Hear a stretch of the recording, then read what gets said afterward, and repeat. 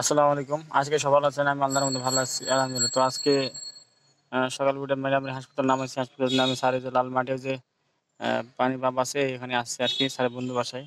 তো এখান থেকে দেখি কোথায় যাই, আর আজকে শরীর খুব ভালো না, দেখা যাক কি করে। স্যার এই যে কাঁচের দোকানে গেছে, স্যার আর স্যারের বন্ধু কি জানি কিনতে গেছে এখানে এর ভিতরে। আমি কি কিনতে গেছে ওনারাই জানে।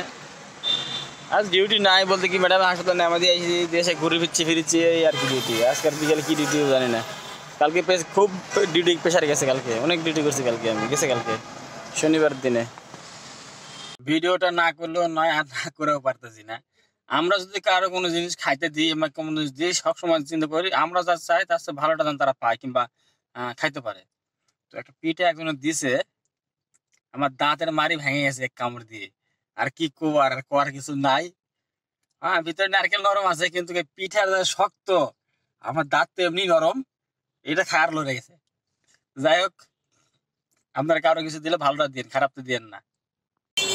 আজকে আর আমার ডিউটি মিউটি নাই, ও ঠিক আছে চেম্বার আছে ডিউটি করতে, মানে বিকেলে কোনো ডিউটি ছিল না, আমি বসে আসলাম, ঘুরে ফেরা করলাম।